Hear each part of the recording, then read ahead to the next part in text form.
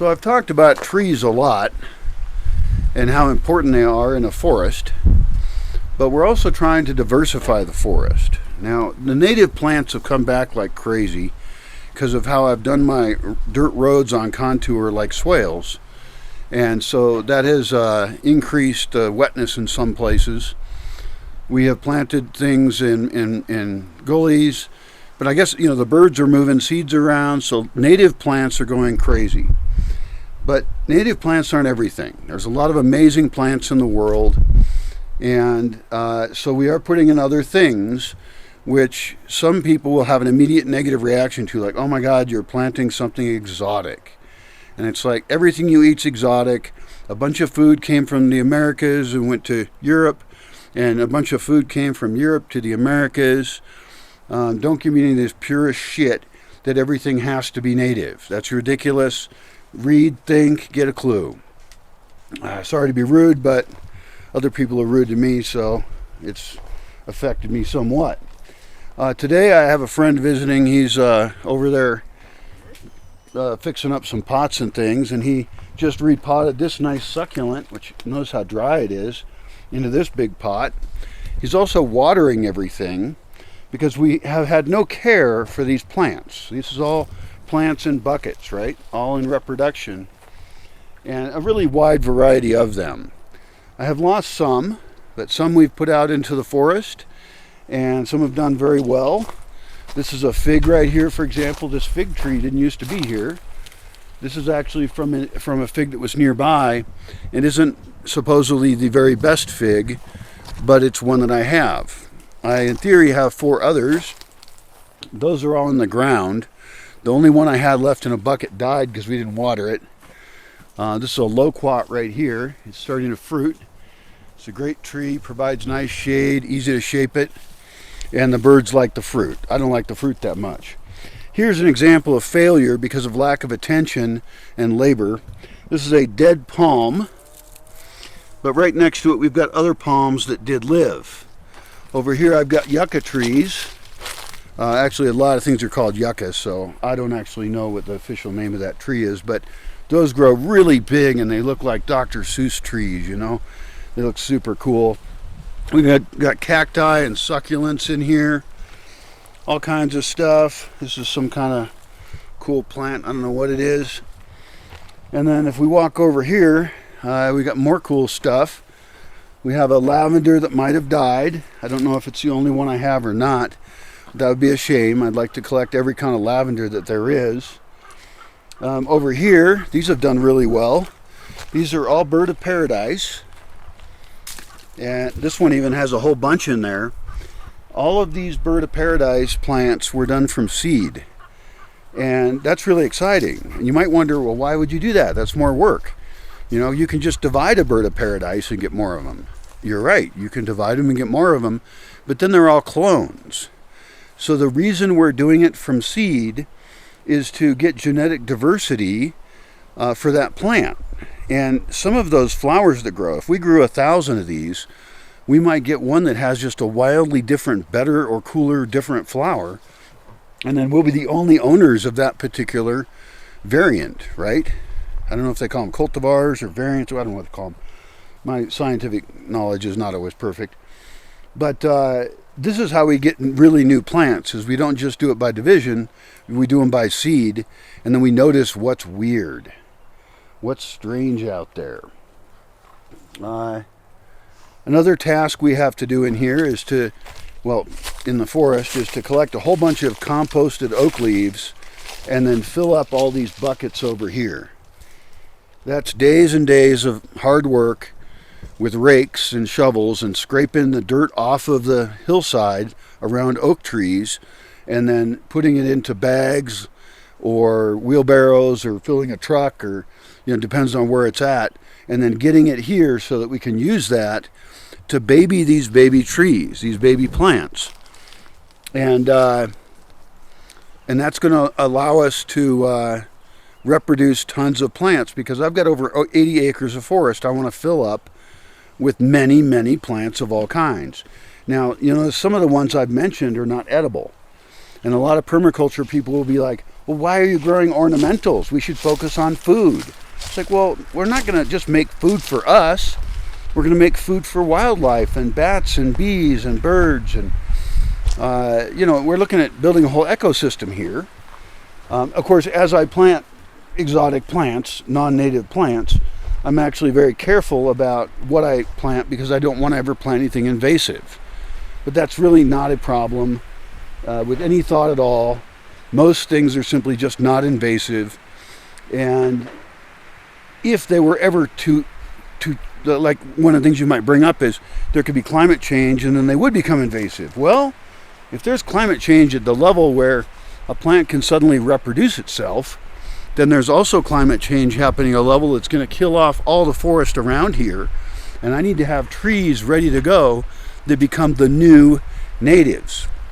Because what was native in a place 100,000 years ago no longer can survive there, and something else can. Plants move around the world. This has been happening for millions of years, right? And so if we do this right, then we can have living seed banks that are prepared to take the niche over if the plants that are there all die. So I'm not really that worried about it. Of course, some of the things I have are so bred out, they're so specialized that they couldn't survive on their own anyway. And I have very little interest in those kind of plants. I don't want to have plants that require a lot of labor to keep them going. This is a great tree here. This just got repotted about 2 minutes ago. I didn't even see him finish. And it's got spikes on it. See spikes? Which almost look like a ceiba to me. But I don't know if it is a ceiba. And this tree actually came from a seed someone brought here. And so I don't know what it is, which is a little scary because I should know what every plant is that comes in here. But again, most of them simply aren't invasive. When you talk about invasive plants, you're talking about a very small percentage of plants that have that problem. And I've done that. Like somebody suggested that sycamore trees are really cool. They went to a place with sycamore trees. It was cool. I looked it up and it said sycamore trees are invasive in some places. And that was enough for me, and they're fast growing too. That was enough for me to say, well, I'm not going to plant sycamore trees. It's not a tree that I know is useful especially, although I'm sure it has uses. And so I'm just going to be on the conservative end of things as far as what I plant, but at the same time not worry too much. Like I've got bamboo over there. Well, the first thing people say when you say the word bamboo is they say, oh, better watch out, it's going to be invasive. And it's like, well, I've got actually two kinds of bamboo, and that's a clumping bamboo. The other one's a running bamboo, and clumpers are not invasive. This is a timber bamboo. It's really useful. The other one has grown in one spot a whole bunch, and that's a fishing pole bamboo, also called golden. I forgot the scientific name. I apologize. I wonder if this tank has water in it. It does not. We're actually going to check the cistern later, the big one, and see how much water's in it. Because if I have enough water, then I should be using all that water to get these plants going faster in advance of the rains. By the way, just since we're here, we'll look at this cool palm. This is a palm like I showed you in the bucket. But once it grows up enough in the bucket, once we baby it for a few years, or quite a few, they're not quick, then we can stick it in the ground. As soon as it's in the ground, it can stick its roots way down, and it can live much better and grow much faster. So the rate of growth is increasing very rapidly there. This area down here is where the figs supposedly are, and a variety of other trees. This is a rare case where we cut down pine trees without being motivated by the pine beetle plague. We cut them down because we had trees and we didn't have a space to put them, because trees naturally just grow everywhere here. I think this is a peach tree here. There's a succulent, pretty dry looking. We've got some citrus down in here. Don't even know what kind of citrus it is. We've grown that from seed. This is the same bamboo that's huge over there, but this one was actually put in before it. And look how yellow it is and sad it is. It has survived. That's one of the first ones we did as an experiment, and it was successful, but it's in a very dry spot. And so microclimates matter a huge amount for what's going to work. I've got papyrus over here, which I'm amazed is living because it's in such a dry spot, and papyrus likes water. But all of these are experiments in how little can we do and still grow something. Because my theory is a lot of people, the way that they grow plants is they grow them in a way that they give it too much that isn't needed. And I'm instead going to be a very mean gardener, that those plants are going to barely survive because I don't want to irrigate them. I don't want to help them. I want things that can survive on their own because I don't want to create work for ourselves. There's a nice flowering plant right here. Just really dry, but the rains will come in about a month and a half. We'll start to get early storms, and that'll help a lot. Here's a rosemary in here. These are really easy to reproduce with what I call direct in-ground cuttings. There's another rosemary over there. So we can just take this rosemary, cut pieces off at exactly the right time of year, dip them in a little bit of rooting hormone, and stick them all over the place. Make rosemary hedges. Those have really cute little blue flowers that the bees love. And so they're just a fantastic plant. Again, not invasive. They're not able to reproduce by seed here. Maybe they could if we collected the seeds and then babied the seeds in some special microclimate. But again, not a possibility for it to be invasive. I could collect every kind of rosemary because there's more than one kind of rosemary, and I could plant various kinds without being concerned about it being invasive at all. Here's another loquat. Over here's this is all a forgotten area out here. This is just a big mess. You can't even walk around in here.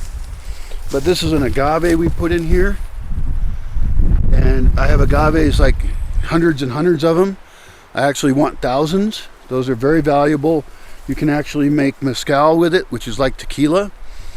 You can't call it mezcal because that is a nombre de origen, like champagne is, right? You can only, the name is like a brand. You can't call it that. Like, so like, you know, if you make champagne and you're not in France in certain places, then you have to call it sparkling wine. You know, like, so mezcal, tequila. Tequila can only come from tequila state or other places which are licensed by the government to produce tequila. Mezcal, same thing. Chiranda. There's all kinds of things that have nombre de origen or something. Origin. I don't know. I don't really know the names of things. It's actually a plum tree right here.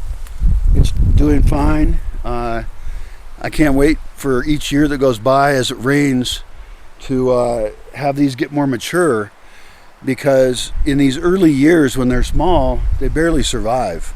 And this has been here probably 7 or 8 years.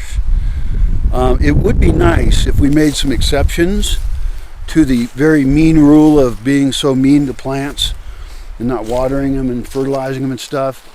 And I would be willing to break rules. I mean, I made them up, I'll break them too.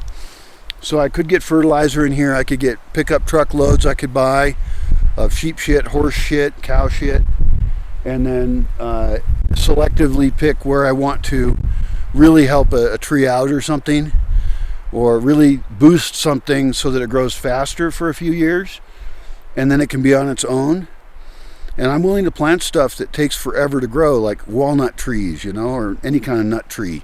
That's a highly valuable kind of tree that has a very slow growth rate, and therefore if you have the patience to do it, you can create a product nobody else has, because everybody's looking for a quick buck, right? Which is the wrong way to think. Think in terms of 7 generations. I think that's supposedly something some indigenous people said somewhere. But really even further than 7 generations. Like, let's think until the year 3000. Let's think of just total sustainability of a system where we have massive genetic diversity. We are genetically selecting the best of things and reproducing those. Like I have black cherry here, and some black cherries produce a lot and some produce nothing. That could be that some are male and some are female. I'm not sure. But got all this area down in here needs to be weed whacked. And, you know, kill this plant right here. This stupid plant. And create a little bit more shade. This is an oak tree here. And so these will grow up and they'll provide, you know, like partial shade. And those plants will do really, really well. Now, I'm fairly disappointed by how I haven't done as much as I would have liked to. But I have to remind myself I'm just one person. And I have no income except for some donations, and it's not a lot. You know, I'm barely keeping myself alive on it. And what I'd like to do is be hiring people who can be doing work like watering plants. Here's that timber bamboo. This is in a gully, you can see. That's why it's so successful. Got another one across the road. Here's a cedar tree we put in years ago, and it's grown up really big.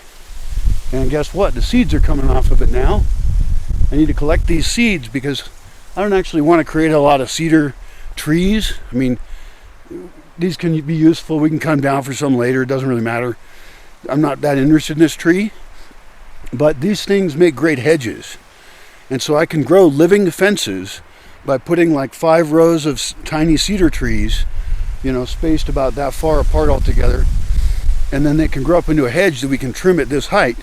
And that allows me to have horses, donkeys.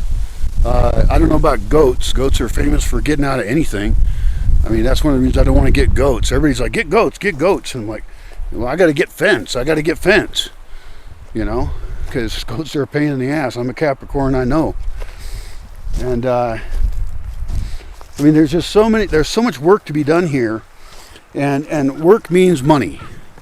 That's how work gets done. So I have to do a massive crowdfunding effort, or, you know, get grants or something, or have people come here that are paying to be here, so that somehow there's a massive income happening that will allow this small plant propagation area to get 5 times bigger, maybe 10. We capture more water. Like this roof over here isn't even capturing water. That's a shame. It's right in a spot where we want water. We'll make greenhouses in some cases, more microclimates, more spaces perfect for seed germination. But the labor part's the part that's really expensive, and it's ongoing. And I would like, let's say, 2 people to be working half time on just plants. So that's only one person of labor. That would be good. I think it's beneficial to work with another person. So it could be that, you know, you have 2 people dedicated half time, and then you have an assistant for them, perhaps a apprentice, an intern, volunteer, although that's a word I avoid using these days. I don't want anybody to come without paying because they're not invested. You know, they should raise money to come here. There's a lot to learn here. Got some plants over here I haven't checked out in a while. This will be a little depressing because I know some stuff died over here. Yeah, like I had a bunch of cedars that were young, and just nobody was here to take care of them. So everything here died. And why is there a lonely chair here? It's a dumb spot for that. There's another agave over there. That's actually, I have 2 kinds of large agaves and then a couple small ones. I'd like to collect 100 more. You know, there's lots of kinds of agaves, some of which are useful, some of which are not directly useful. Look, these seed pods are starting to open up on this cedar, and these ones are not open, which means it's exactly the right time to harvest hundreds of these cedar seeds. And that way when the rains come, or even before the rains come, we could start some buckets and make some babies. And we might even have the babies in the buckets for a year before we put them out. And we grow whole walls, green walls all over the place. Along the same lines, we want to make entire hedgerows of spiky plants and stuff like that and use it as fencing. We can have real fencing too, a real fence. But then I want a whole zone of control that nobody can get through. All agaves, opuntia, that's nopales or prickly pear, depending on where you live. But you know, as a security barrier, then have like really wide ones, like 30 feet of plants you just can't get through. And of course, wildlife would love that because that means my dogs can't get in there. And so you'll find grouse, there's grouse here, and other whatever life I don't even know about growing all over the place. We've got orchids, like there's orchids in the tree over there. Those are native orchids. I'm happy to be growing those because people harvest the flowers and then they sell them. And what they're doing is they're cutting the sexual organs off the plant and they're making it so the plant can't reproduce. So my response to that is to grow thousands of them as plants and then sell them as plants after I filled the forest with them. It will take me, I'll be dead. It will take zombie me another 40 years, 30 years before I can fill this whole forest up, unless I can think of ways to mass reproduce those. So if I was able to create a very specific location where the ground all around the plants was all, you know, oak leaves and just perfectly set up, the humidity was set up, we have it be more moist in there, we're willing to spray them with water, and we've got walls just filled with these orchids, right? And when they flower, then all those baby seeds go onto this medium that is perfect for them.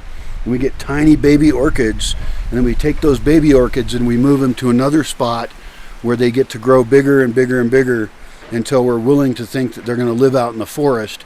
And then we fill trees with those, and we put them high up in the tree so that they have seeds then, and the seeds fall down into the tree. And pretty soon we've got trees covered in this native orchid.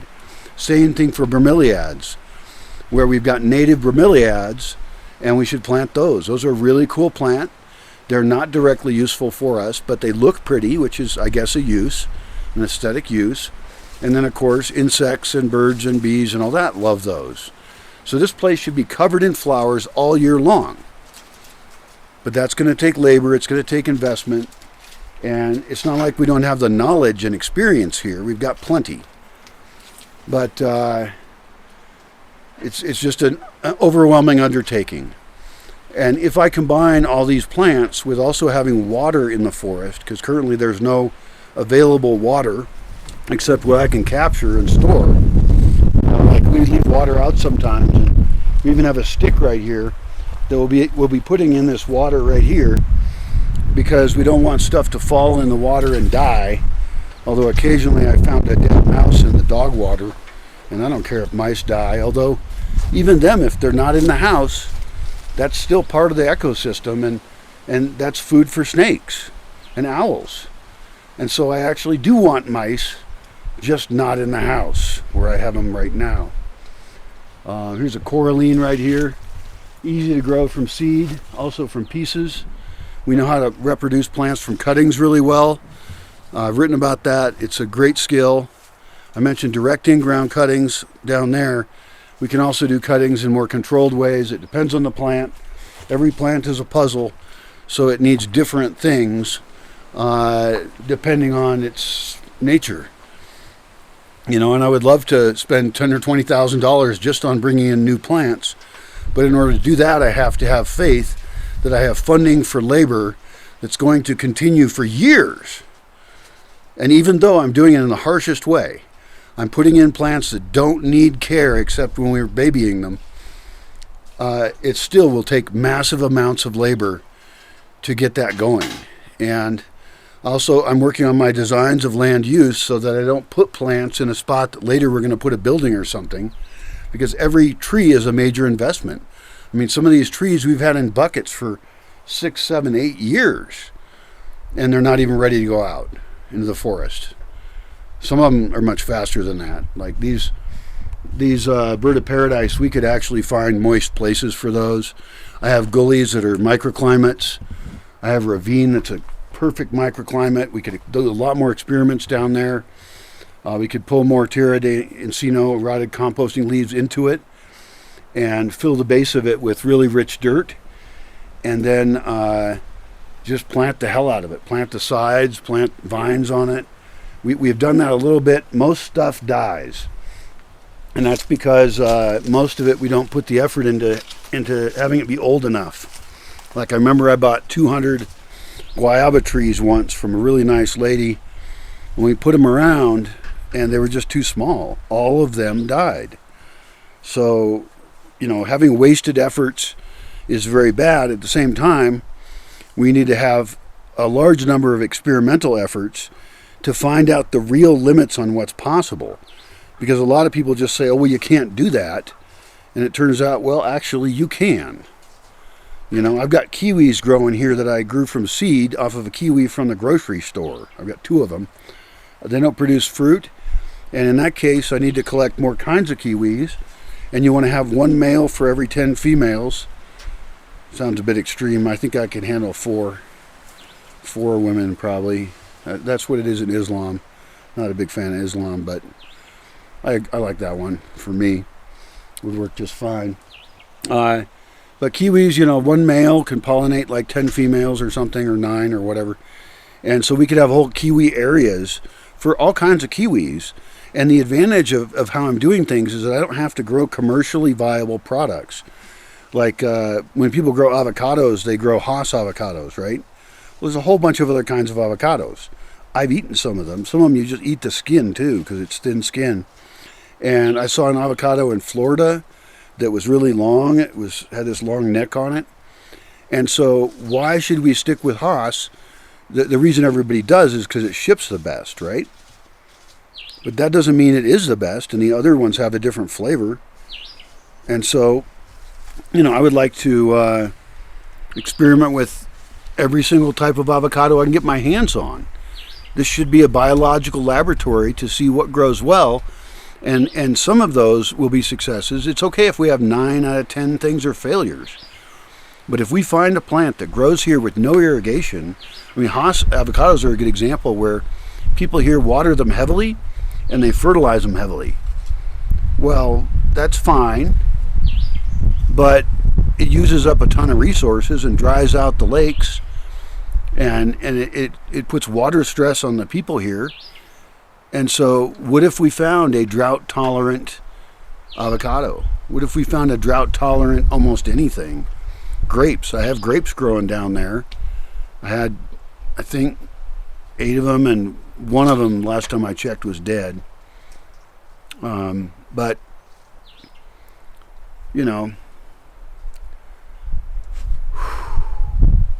this plant guy, I'm not putting him on video today because we haven't talked about agreements in that regard for a while. And I'm very sensitive to people's privacy. But, I've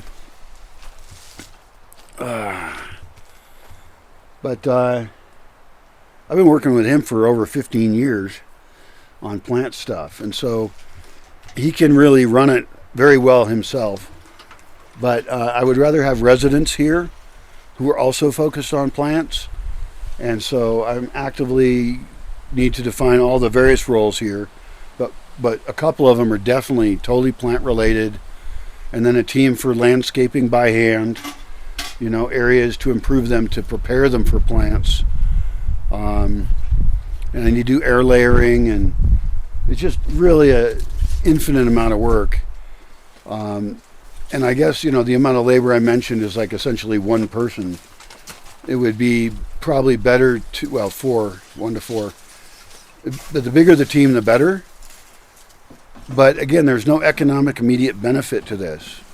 And that's a hugely difficult thing, but I believe we need to invest in learning how to grow differently to create real food forests of great complexity for people and wildlife, and also be doing still genetic selection, because a lot of plants we got, like apparently, everything like cauliflower and broccoli and the brassicas, I guess, all came from mustard or something. So that was done without even the scientific knowledge we have now. And we can do it in a much more scientific way, where we can be selecting the best plants that have certain attributes and then reproducing those.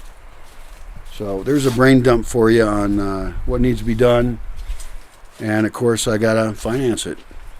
I got to find crazy people that like the goal, and they don't need a return on their investment other than being a plant god.